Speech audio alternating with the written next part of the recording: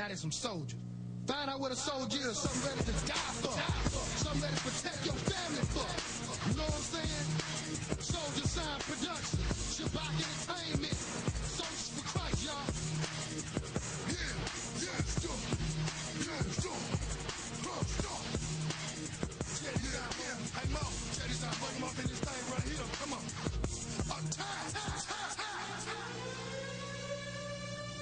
Yeah. Welcome to Touchpoint.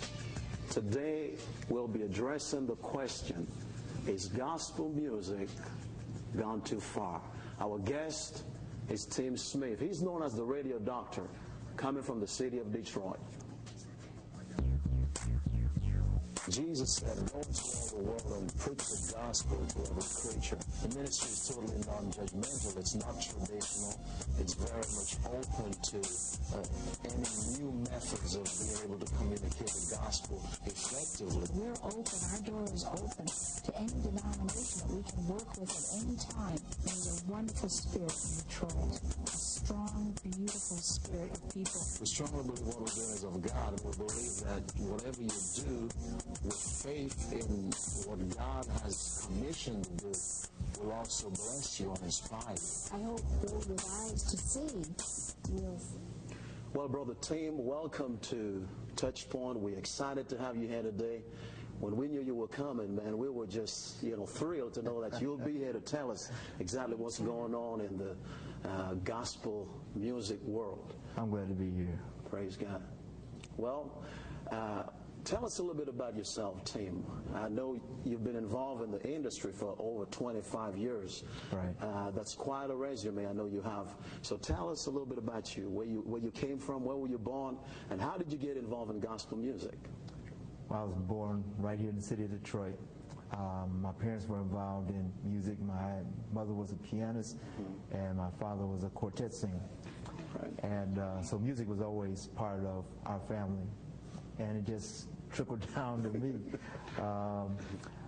Like you said, I've been involved in the industry 25 years as a print journalist, as a singer, as a radio announcer, interviewed and have talked to some of the top, well, practically all of the top artists in the industry, from such old school artists as James Cleveland to the Kirk Franklins and the gospel gangsters of today. All right. I'm excited about what's happening in gospel music today. Praise God. I am too. Which brings us to this question, this never-ending question. What's the question? Has gospel music gone too far in the church? And there's so much controversy right now. I know Kirk Franklin has struggled with this issue. Yolanda Adams has struggled with this issue.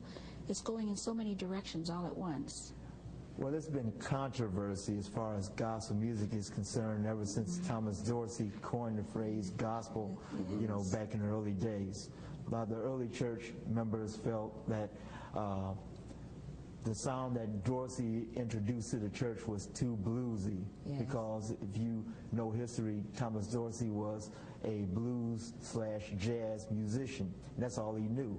So he brought that same sound, but with positive, God-oriented lyrics, to the church. But the people of that day said, No. So that same controversy has just trickled down from generation to generation to generation. Is it ever going to end?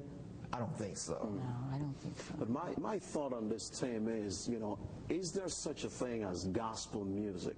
I mean, what is gospel music? I know there's jazz, there's blues, there's hip-hop, there's reggae, there's calypso, there's all. But gospel music.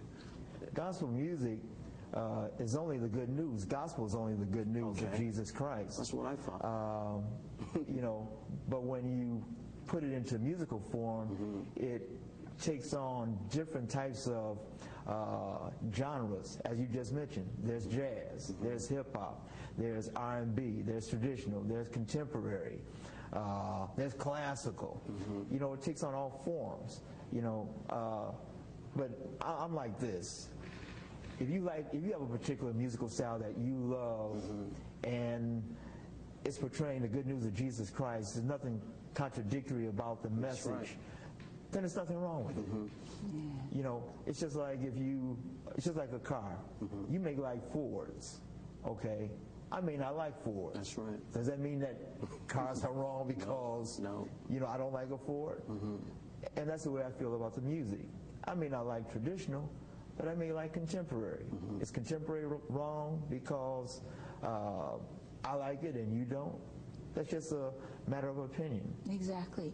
Some of the people in the business, so to speak, say that it's more attractive to a youthful church-going people if they get the hip-hop music. It's what they're used to listening to, and that's what they're catering to. But as long as something brings you to God and to bring you to church, how do you feel about the hip-hop sound in the church itself, and not in the theater or the gospel awards or that, but coming into the church as we see it more and more all the time? You have to have something that relates to the youth.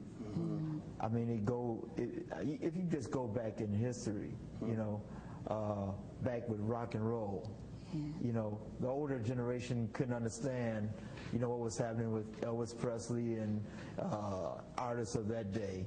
But the kids related to that. Mm-hmm. It was part of their culture. And the same thing is happening today in Christendom with hip-hop. Hip-hop is the language of today's youth culture. That's what they know. That's what they breathe. That's what they eat. That's what they listen to. That's the only thing that they hear. So in order to get youth interested in the church, into gospel, into the God thing, you've got to hit them where it hits them. Mm-hmm. And that's with the hip-hop culture. So I have no problem with it. Now, you telling me that a person who's smoking dope, doing drugs and all that stuff, going out there gangbanging and all that, and they come out singing gospel music,